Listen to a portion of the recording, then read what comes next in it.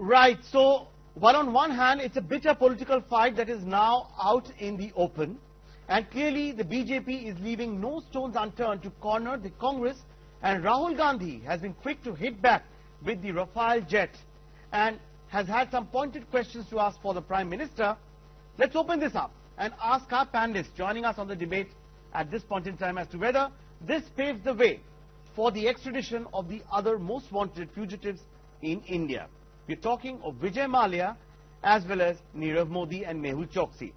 Joining us on the broadcast at this point in time, AP Singh, former CBI director, B.R. Muthukumar, ex-diplomat, is also with us on the broadcast. Vineet Goenka joins us from the BJP, and Pallavi Sharma of the Congress also with us on the broadcast.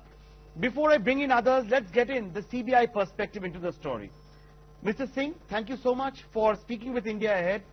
You know, what does this extradition really mean? India had been wanting to get Christian Michel back in its soil for long. Finally, we saw it's been a day and a night of dramatic developments. He landed here from Dubai. Today he was produced in court. What does his extradition really mean as far as the investigations in this case is concerned? Well, first of all, I think the investigation agencies as well as the government needs to be congratulated, because extradition is not an easy task, and they have succeeded in extraditing a very crucial person in this whole Augusta deal. And I'm sure that now that he is in the custody of the Indian investigators, he will reveal a lot of facts about the case. And it has already been established that he was a middleman in this case. So he should have a lot of information which will help the investigation to go further and also to track the money trail. Right, so to track, yes, so to track the money trail is what you are saying. So whatever he says, that will become a crucial hinge point for the investigators. Sir, now that the court has accorded a 5-day custody and the CBI has with them in their custody Christian Michel, what is the line of questioning that one would expect, and what is it that the CBI would try to reach out to at this point in time in these 5 days? Well, I mean, I'm not privy to the investigation, but I can tell you that maybe they'll confront him with some of the other accused, some of the other witnesses, documents, and also corroborate all his visits, you know, with who he met, who he spoke to, and what were his links in the government and in the defense ministry. Right, so links in the defense ministry, and that is possibly a very, very critical area of investigation as far as this entire VVIP chopper scam is concerned, where we also saw the involvement of the then Air Force chief, and who was subsequently arrested. Now, having said that, sir,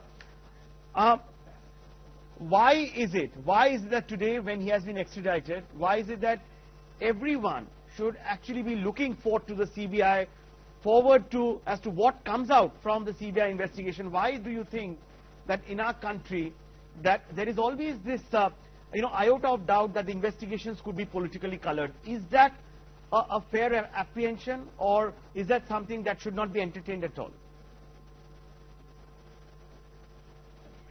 No, I don't think that's a fair apprehension, because Christian Michel has been somebody who's been wanted for a long time. I mean, I think from 2013 when this case was registered, he has been wanted, and finally they've got him, and I think the government and the investigating agencies have done a great job.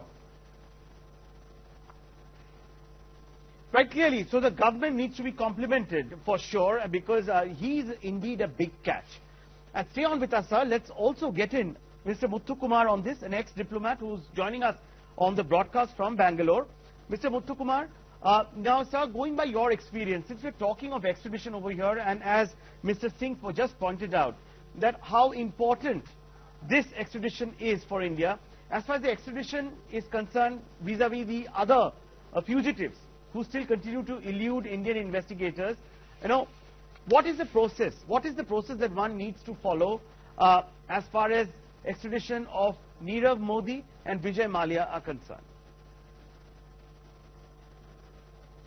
No, yeah, I think when we talk about Nirav Modi or Vijay Malya, we are going into a different thing. Let me be very clear, and let us stick to this Augusta Westland, which has been made into a scam. Now, I have to first inform that, Mr. Singh, who just commented on CBI having done a wonderful job. But let me tell you, sometimes one laughs at the way CBI functions. Can you imagine that in September 2017 they put up a charge sheet of 30,000 pages? Now anybody who has to investigate will not put out 30,000 pages of FIR. Now look at it with seriousness. Even if you put 1 minute a page for 30,000 pages, how long does it take to read? Do you think the Italian court or even the Indian court will be able to read and give a judgment on that? The seriousness is what is important. Now, what is the charge sheet? What we are looking at is the middleman, and someone has been paid a commission. Right. But then on this note, I think one must also be aware of what the Italian appeals court in Milan found out. When they said that there is no evidence of corruption in the 2010 deal between Augusta Westland and India for 12 VVIP choppers. Now, that being so, the court has said there is conclusively no evidence of the corrective agreement stipulated according to the imputations, etc., that they have come up with.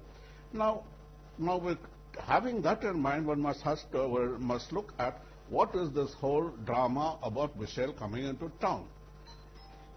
Now, even if you look at it, the charge sheet is on so-called corruption and tailoring the technical specifications for the need to fit in the Westland into the deal. Now, it's a VVIP helicopter deal. Now, somebody has to, the collective